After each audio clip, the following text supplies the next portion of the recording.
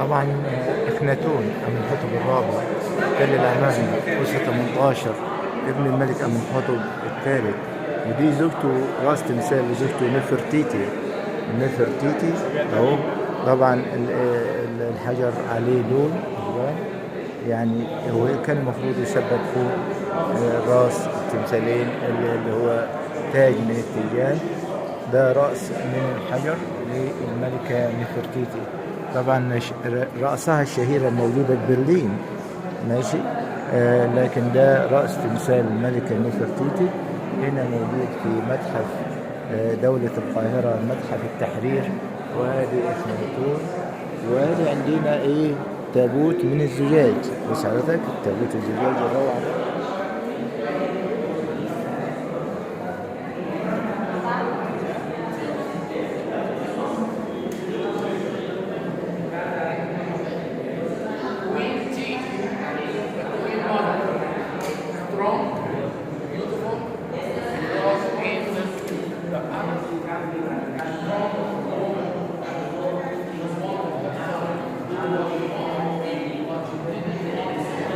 يعني لو قرينا هنا الكلام ده بيقول لك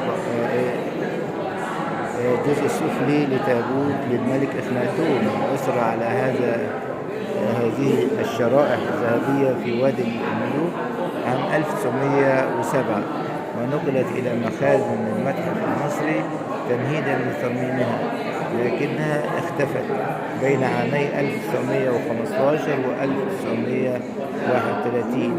وفي أواخر السبعينات ظهرت في السوق السويسري، وفي الثمانينات قام المتحف المصري في ميونخ ولاية بافاريا في ألمانيا بدراستها، وبعد عدة محاولات رممت على جسم من البلكس جلاس، وعرضت الباركس طبعا، وعرضت في ميونخ لأول مرة بالجمهور. وفي شهر أكتوبر عام 2001 تم الاتفاق بعد مباحثات طويلة بين وزارة الثقافة المصرية وسلطات ولاية بافاريا على إعادتها إلى مصر. يبقى ده تابوت أو جزء من تابوت للملك إخناتون من الزجاج.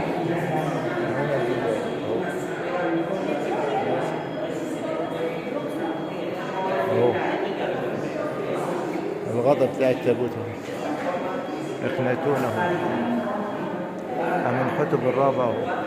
طبعا هل هو كان أو إخناتون هو بيتعبد لأتون، ماشي، وراه نفرتيتي وبناته اهو، ماشي. أتون اللي هو قرص الشمس والشعاع النازل منه بأكف الأيادي اهو، إخناتون وزوجته نفرتيتي وبناته اهو، وأتون اللي هو الشمس بالشعاع. هل هو كان الراجل عنده استسقاء؟ هل الراجل الجزء السفلي كان زي كده متمدد؟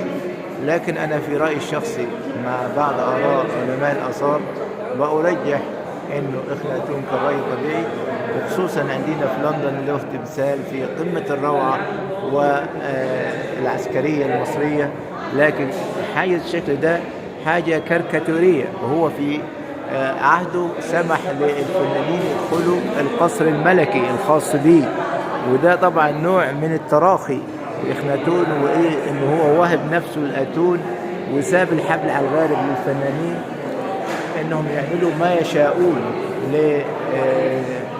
يعني اللي هو عايزين يعملوه بالعربي كده، فصوروه في الشكل اللي هو إيه لبعض الآراء يقول لك إنه كان مخنث نصف أنثى ونصف رجل. الراجل ده إخناتون كان راجل طبيعي جدا. أبوه طبعا أمنحتب الثالث وابنه توت عنخ آمون، وهم كان ناس عاديين جدا، ما فيش الكلام ده عاري تماما من الصحة، وإنه إخناتون كان راجل طبيعي، لكن التصور بتاعه بهذا الشكل ده من دماغ اللي هم إيه الفنانين المغرضين اللي هم عايزين يشوهوا إيه صورته. هنا إخناتون اهو بيقدم قربان هدية، وهنا ايه رأس نفرتيتي. وطبعا هنا عندنا من متحف دولة القاهرة لكم جميعا كل التقدير والتحية. محدثكم تقي الله جميل صالح.